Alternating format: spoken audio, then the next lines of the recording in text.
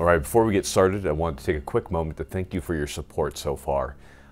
The thing that helps me out the most from you guys is getting likes, comments, and subscribes. So if you're a big fan of what you've seen so far and you like me making fun of you, then go ahead and hit the subscribe button, like it, and put in some comment that suits your fancy. Honestly though, it does help me quite a bit because it ensures that more people are going to be watching these videos, which allows me to create better content for you guys. So thank you for watching so far. Now that being said, I want to take a moment to discuss assault packs / day packs. So what's the point of an assault pack? The point of our assault pack is to get us from point A to point B. The mission is going to be lasting 24 hours. Whether at the end of that you have a resupply or at the end of that you go back to base, return to base, whatever is going to be kind of dependent on how you're going to set up your day pack. So whether you're accomplishing some objective, a mission, an assault, whether you're just patrolling around your land, whether you're going out to catch Pokemon in Pokemon Go, whatever your mission set might be, the day pack / assault pack is a good kind of concept to roll around with. So we're going to talk about two different ways we can set up a day pack. We're going to go with a plate carrier worn and then also just a shoulder strap worn. So starting off, we're going to talk about a plate carrier worn day pack of some type. So in the case of my Crye Precision JPC, what I have done here is I have put on the Crye general purpose pouch. It's the 11x6x4. As you can see it right there. And when it comes to having a pack on the back of your plate carrier, what's going to make it work is that it's not too big for your plate carrier, so it doesn't overhang the top or the bottom. When it comes to the Crye JPC, which is a really small kind of cut plate carrier, you don't have a whole lot of room to play with. Now when I had my Mayflower APC, it was much larger, and I was able to put an Eagle Industries modular assault pack, which is a little larger and allowed me to keep more things in it. Typically with these types of packs right here, what I put in them is hydration, right? Some type of 2-liter or 3-liter bag to ensure that I have water. There are pouches out there that are made specifically for hydration alone, and they're typically going to have some permanent elastic in place to ensure that it's going to be squeezing that bag. And that's cool and that's good and that definitely works, but I like my pouches that I wear on my plate carrier to be a little bit more versatile. It's for that reason that I like the Crye general purpose pouch, because it has a little setup right here that allows me to tighten on the fly. So if it's not tight enough for my water, then I can tighten that down. Or if I want to put in some type of weather layer, such as a Gore-Tex top, gas mask, MVGs, with a couple other things, I can tighten this as needed, as necessary, to ensure that it's going to make sure that the contents around in this general purpose pouch aren't moving around when I'm moving, which is going to be important. So that's kind of my philosophy with that. Now here comes the problem with having a plate carrier mounted pack of any type, is that if I need to access something in this pack, I'm going to have to remove my plate carrier. Now there are certain designs out there that allow you to remove the pack or something like that and swing it around in front of you so you can access the stuff, but for most of them that's not the case. So if I wanted to refill this, I would have to take it off. As it's set up right now, I'd have to take it off and then refill it and then put it back on my, put my plate carrier back on. Now, there are adapters for the source hydration bladders that allow you to refill them with water bottles through a little adapter at the front where you suck on the water and all that type of stuff. I don't have it personally. I've seen some guys use it and I know it does work well. Just be aware that that is an option out there for you. So when it comes to our packs on the back of our plate carriers, you can't carry as much stuff as I'd want for a 24-hour assault pack. So what's good about these is that they do compress down pretty well. So I typically keep it permanently attached to my plate carrier, and then I'll just put a pack on over it. So that's going to bring us to our shoulder worn packs, which I think when it comes to an assault pack / a day pack, whatever you want to call it, is a much better solution, because you can take off that pack, you can get to what you need to it, you can kind of scale down as necessary. So without further ado, let's go ahead and let's talk about shoulder worn packs. One of the first packs we'll talk about is one from Velocity Systems. It's their 24-hour pack, and it's quite small. You can see here when I put it on, this baby's first pack right here. Looks so cool. So what's good about this is I'm a huge proponent of not having a lot of crap on you that you don't need, because I think everybody tends to carry too much stuff.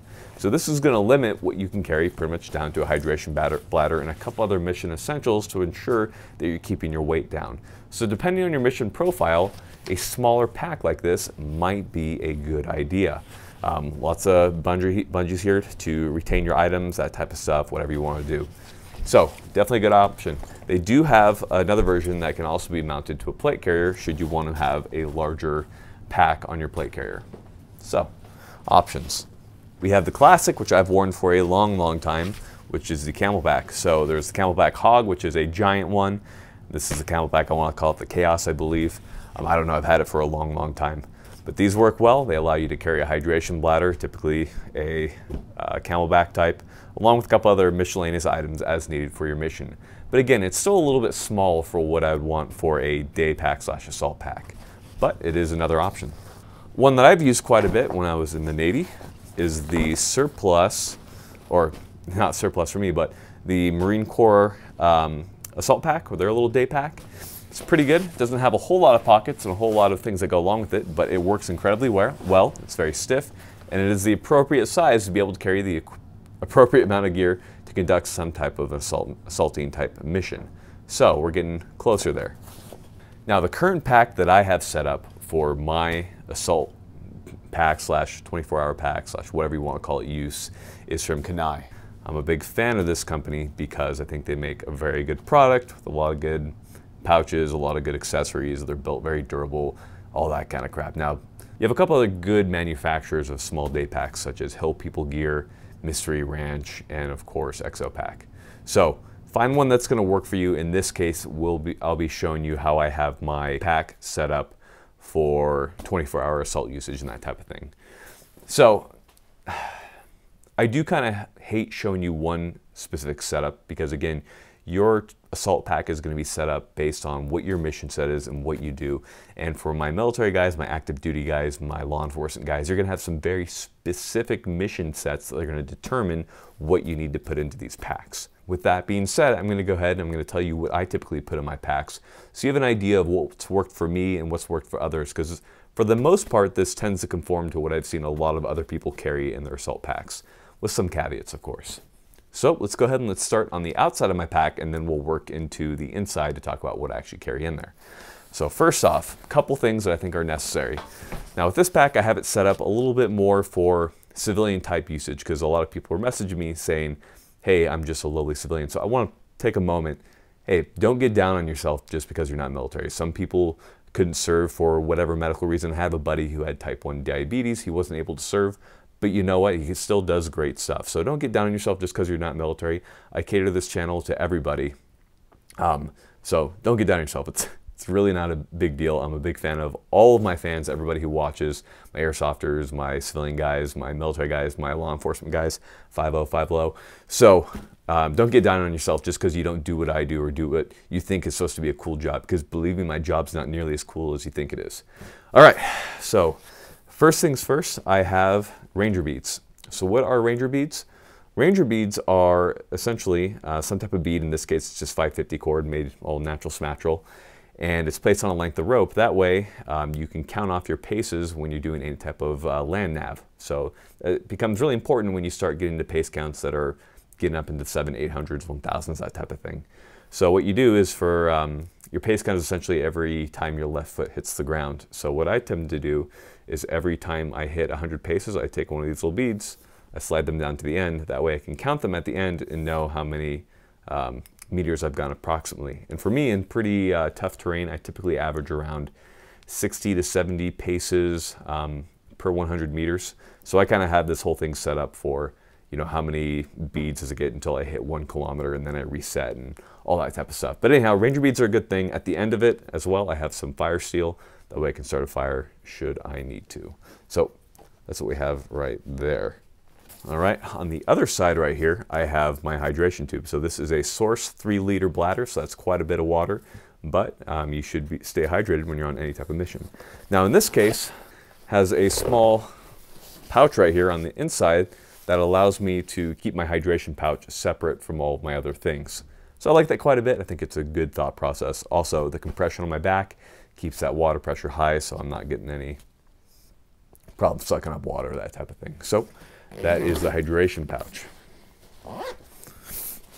On the side here, based on what I do, road flare is always a good idea for signaling certain things. So I always keep a road flare on me. For my civilian guys out there, road flare is also a good idea. It's a great way to signal rescuers should you get lost or hurt, that type of thing. Not a bad idea to have one. You can also start fires with them, that type of thing. Lots of good uses when it comes to a road flare. On the side too, attached to a carabiner, I have some electrical tape. You can never go wrong with electrical tape. It can be used to fix a lot of things. Now the reason I don't use duct tape is because essentially what it comes down to is I find that the electrical tape is easier to hook onto these small carabiner rings. I don't want a huge roll of duct tape. I know you can get the thinner ones. I just send a default to electrical tape because it works for what I typically use it for. But depending on what you do, you might want some different tape. So figure out what your needs are and get what you need. On the back of the pack right here, we actually have a little flap that allows me to put a helmet of some type into here. So whether I need a belt helmet, tactical helmet, that type of thing, has a little helmet pouch. That way I can keep it in my pack and not on my head all the time, because doing any type of assaulting duties, you might not be expecting contact for quite a while. So it might make sense for you to keep that helmet not on your head the entire time. On the other side right here, on this outside pouch right here, I have 4 magazines. So this was specifically made to be the perfect size to house 4 magazines. And again, depending on what you're doing, it might be important to have extra ammunition. Now in this case, I like to keep my ammunition fully loaded on my pack. That way I can get to it as needed and as necessary. So before I empty this thing out, I just want to go ahead and put it on for you guys.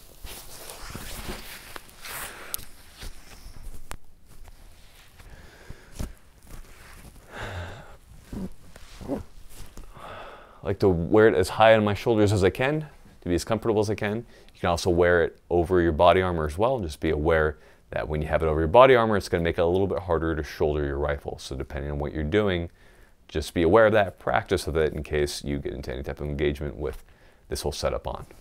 So that being said, let's go ahead and let's get into the pack. So let's talk about what I carry inside my assault pack. So first things first, you're going to find that if you've watched my survival pack setup video, it's going to be somewhat similar. So I'm sorry for those of you who have watched that video, but there's a lot of principles that carry over.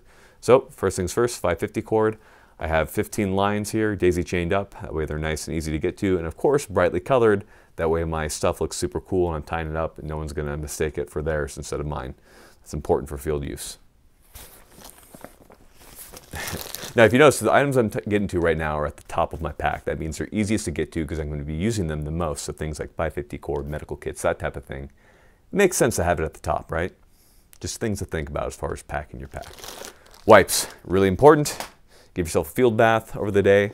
Or, of course, if you take crap, you're really going to hate yourself if you have to cut, you know, a swath of your $300 Crye Precision pants to wipe yourself with. So always have wet wipes with you.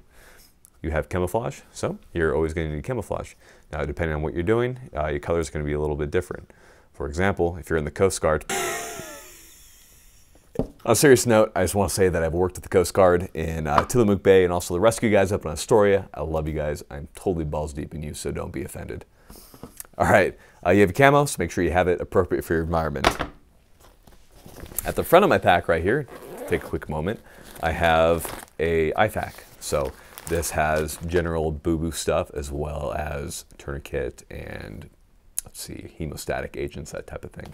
I'll put a small list of what I have inside of it in the description of my channel, but rest be assured, make sure that you have some type of individual first aid kit with you to ensure that you can make your boo-boos better. I always carry some type of chem sticks, usually about 5 or 6 of them, depending on the type of mission that I'm doing. So, chem sticks. Extra batteries. I always have batteries for my extra gear, such as GPS and headlamp. Make sure that you have them for both types. So, for example, my GPS runs off of AA's and my headlamp runs off of AAA's. It's incredibly unfortunate. Make sure you have both types. Some small rifle cleaning kit. I just have a bore snake along with a chamber brush and some CLP to ensure that I can fix some of those small problems.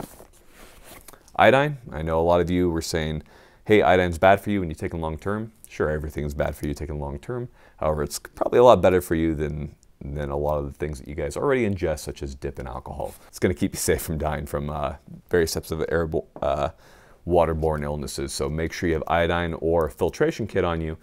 Just be aware that if I do carry a filtration kit, I always carry iodine because I've had a lot of filters break in the field and then that filter is no good. And so in that case, you need iodine. So always carry iodine as a backup, even if you have a filter. Let's see here. Oh, Mr. E, right? Some good ones. This is actually a good one. Chili and macaroni. Wow. Somebody's really looking out for me right now. Extra pair of socks. So important. Ask your doc. Always change your socks. Finally, because of the weather that I'm in right now, I always carry around some type of Gore-Tex, both tops and bottoms, because there is literally nothing worse than getting wet and walking around wet for the entire day. So we don't want that happening because we're going to be very, very sad walking around wet. So make sure that we have our stuff on us. So anyhow, guys, that's a short list of what I have inside my pack. It's not incredibly extensive. What it's meant to cover are my basic needs that I might need within 24 hours, as well as a couple contingency options should things go haywire, things go sideways, hence extra mags, road flares, chem lights, all that type of stuff. Again, depending on your mission set, it's going to be a little different. I typically am carrying NVGs with me, a couple other things. So depending on what you're doing, your setup's going to be a little bit different, guys. But I think a lot of the stuff that I've shown you today is going to be a good base as far as what you should start with when it comes to an assault pack / your 24-hour / your day pack, whatever you want to call it. So guys, I hope this was some good information for you and that you learned something. Make sure that you stay tuned. We're going to have more videos coming along. We have lots more products to show you.